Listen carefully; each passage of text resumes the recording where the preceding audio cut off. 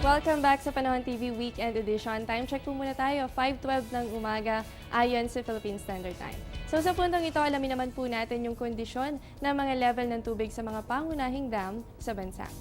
Dito po sa Luzon ay meron tayong 3 major dam consisting po yan ng Angat, ng Pantabangan at ganun din itong Magat. So unahin po muna natin itong Angat Dam. Dito po sa Angat Dam, yan po ay ang prioridad po niyan ay mag-supply ng tubig dito sa Metro Manila. Ganun din ang irigasyon dyan po sa may Bulacan. At para po naman sa ating Angat Dam update ay hindi po magandang balita no dahil patuloy po ang pagbaba ng level ng tubig dito. At within 24 hours, ito po ay bumaba ng negative 0.28 meters at kung makikita po natin as of June 27, kahapon po yan, alas 6 ng umaga, ay nasa 167.92 meters na lamang ito at napakababa pa rin compare sa low water level nito na 180 meters. At isa lamang po ang ibig sabihin yan. Hanggang ngayon, itong Angat Dam ay nasa critical level pa rin.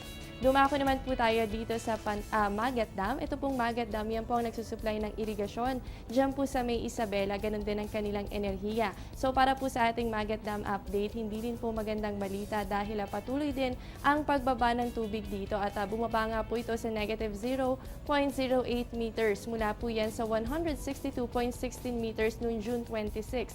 Kaya po kahapon 6 a.m. ay nasa 162.08 meters na lamang ito at ilang metro na lamang ay nasa 160 meters na ito o kung yung tinatawag natin na low water level. At kamustahin din natin itong Pantabangan Dam. Yan po ang nagsusupply naman ng tubig para sa irigasyon dyan po sa Nueva Ecija, ganun din sa kanilang enerhiya. At para po sa ating Pantabangan update, hindi rin po magandang balita dahil decreasing din po yung level ng water dito sa negative 0.13 meters. Kaya po kung makikita natin, no, as of June 27, kahapon po yan, alas 6 ng umaga ay nasa 177.90 meters na rin ito. At unti-unti na nga lumalapit ito sa low water level natin na 171.50 meters. Asahan nyo na sa patuloy na pagbabantay natin dito, mahigpit pa rin nating babantayan itong mga dam natin dito sa bansa, lalo na sa Luzon, kahit pa nasa opisyal na tayong panahon ng tag-ulan. Samantala sa ating ulat panahon, alamin naman natin ang magiging pagtaya ng temperatura sa bansa. Dito sa Luzon, nananatiling mababa yung temperatura nga asahan natin sa Baguio. Yan ay nasa 17 to 24 degrees Celsius at asahan din po natin dyan yung fair weather o yan po yung partly cloudy to cloudy skies with isolated rain showers or thunderstorms.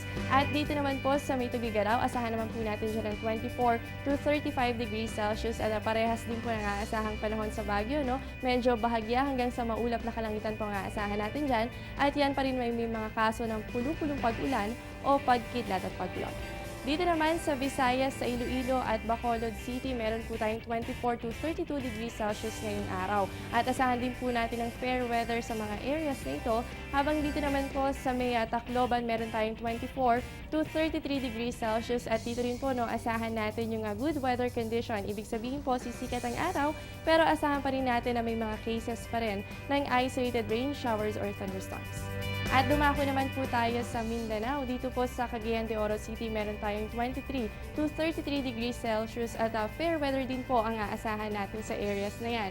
Habang dito naman po sa Zamboanga City, meron tayong 24 to 33 degrees Celsius at ganun din po ang aasahan natin dyan, no, good weather condition. Yun lamang, meron pa rin mga cases ng isolated rain showers or thunderstorms. Kaya po sa mga lalabas ng bahay ngayong araw, no, wag po natin kalilimutan ang pagdadala ng payong. Alamin din natin ang magiging lagay ng temperatura sa mga piling lungsod sa bansa. Dito sa Rojas, meron tayong 25 to 32 degrees Celsius, ganun din dyan sa may Cabanatuan. Habang sa Calapan naman ay meron tayong 24 to 31 degrees Celsius.